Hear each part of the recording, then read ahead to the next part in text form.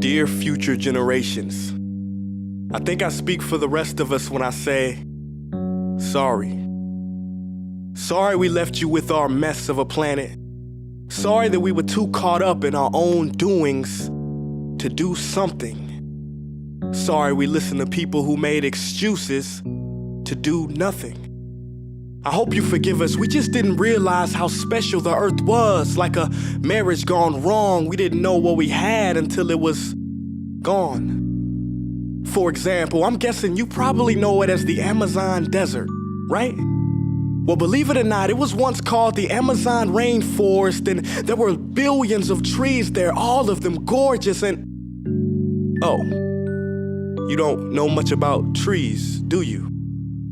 Well, let me tell you, trees are amazing. I mean, we literally breathe the air they are creating. They clean up our pollution, our carbon. They store and purify water, give us medicine that cures our diseases, food that feeds us, which is why I'm so sorry to tell you that we burn them down. Cut them down with brutal machines, horrific, at a rate of 40 football fields every minute. That's 50% of all the trees in the world gone in the last 100 years. Why? For this. And that wouldn't make me so sad if it weren't so many pictures of leaves on it. You know, when I was a child, I read how the Native Americans had such consideration for the planet that they felt responsible for how they left the land for the next 7 generations.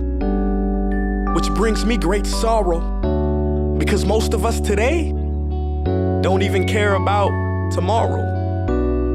So I'm sorry. I'm sorry that we put profit above people, greed above need, the rule of gold above the golden rule. I'm sorry we use nature as a credit card with no spending limit, overdrafting animals to extinction, stealing your chance to ever see their uniqueness or become friends with them. Sorry we poison the ocean so much that you can't even swim in them.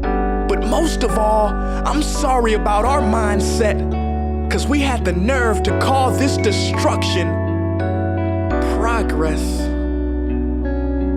Hey Fox News, if you don't think climate change is a threat, I dare you to interview the thousands of homeless people in Bangladesh. See, while you were in your penthouse nestled, their homes were literally washed away beneath their feet due to rising sea levels. And Sarah Palin, you said that you love the smell of fossil fuels.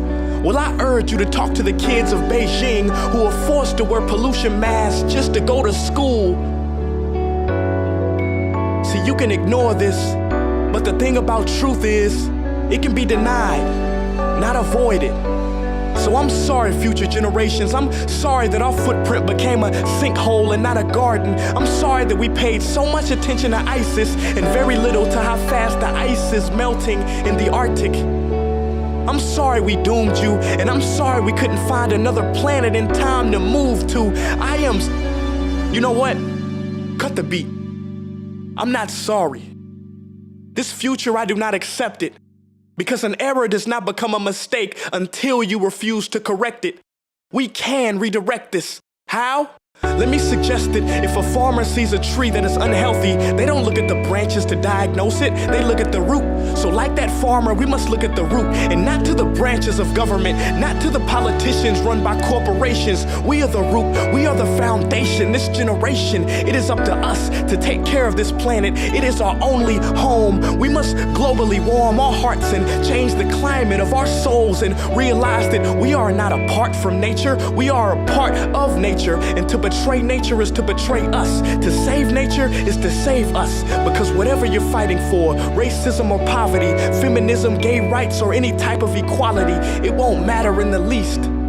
Because if we don't all work together to save the environment, we will be equally extinct. Sorry.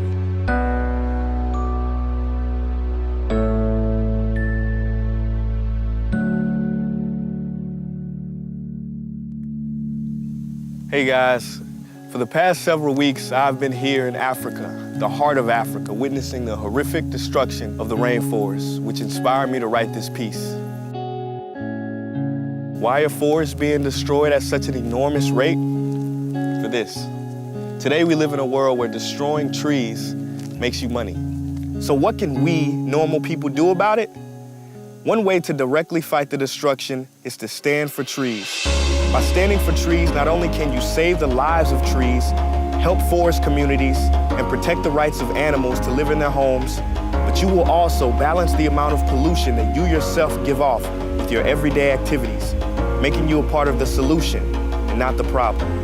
This is the option that I chose. But whatever way that you choose to stand for trees, do it. Because a wise man once said, when the rivers are all dried up and the trees cut down, man will then realize that he will not be able to eat money.